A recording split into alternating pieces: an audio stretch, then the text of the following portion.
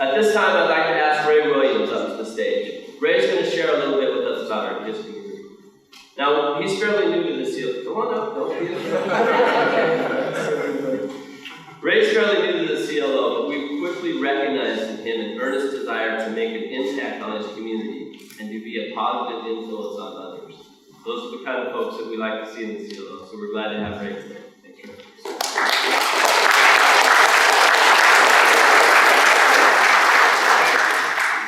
Good afternoon. My name is Raymond Wiliams, and I'm serving a life without the possibility of parole sentence under the 3 strikes law. My sense of community has taken some turns, so let me start from the beginning. Like many in prison, I grew up in an abusive home.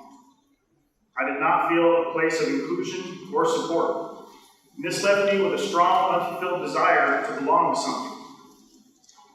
I first found a sense of community with other broken children on the streets of Olympia.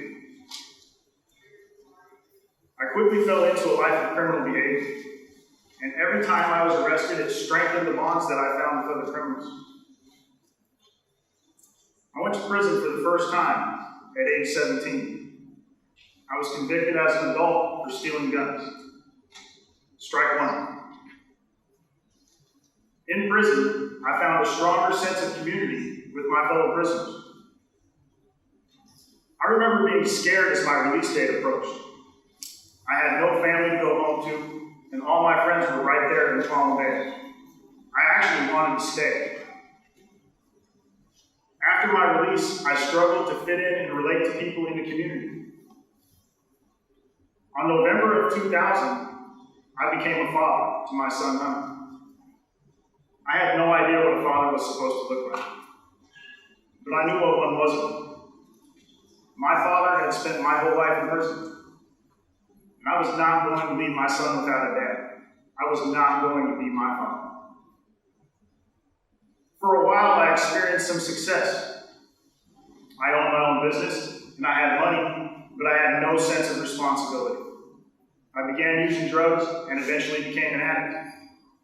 My son's mother finally left me, and in response, I beat up her new boyfriend. Strike 2.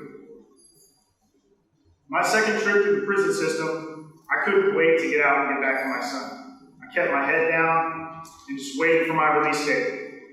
But I failed to address the causes of my incarceration. I didn't do the work then, and I'm paying the price for it. But more importantly, the community has paid a price as well.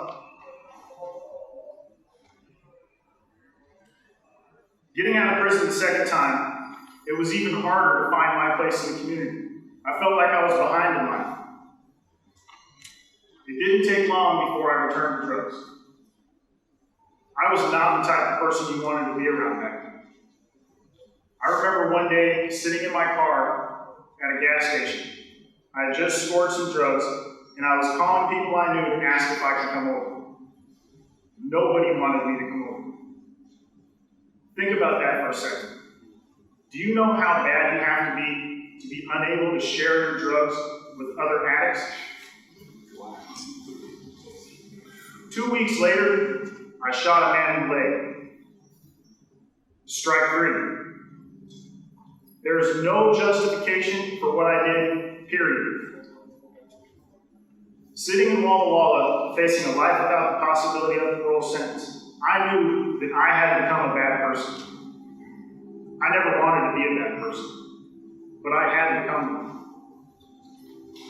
At that point, I realized that I had a choice. I could continue to be who I had become, or, despite the circumstances, I could become someone better. I chose to become someone better. If I was going to spend the rest of my life in prison, I was going to have to be able to live with myself. And I also hoped that one day my son would want to know me. I wanted him to find someone better than the stories he would hear. In order to become better, I needed to make an honest assessment of myself. I started with the assumption that just about everything was wrong with me. I got involved in a program called Redemption, which helped me start a long process of change. I've had to make major transformations in my life and how I think. I started doing work for charities. I began participating in a leadership role in redemption and working to save the state money through sustainability programs. Today, I actively look for ways to heal those I have hurt and to counter the damage that I've caused the community. Here's what I've discovered. The more good I do for the community, the more I love that community. And the more I love, the less likely I am to do harm. January 25th was a turning point for me. I was at another prison and witnessed an officer being attacked. Another prisoner and I intervened and we saved the officer's life. I had a simple choice that day. I could be a convict or I could be a community member. I'm happy the officer is alive today, and I'm also happy that the prisoner isn't facing the death penalty. Today I know I always had a choice to be a part of a broader community like the ones represented here today. When I was young, I chose to cast my lot with a community of criminals, and it has cost me my life.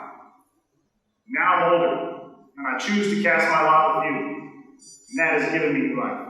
Thank you.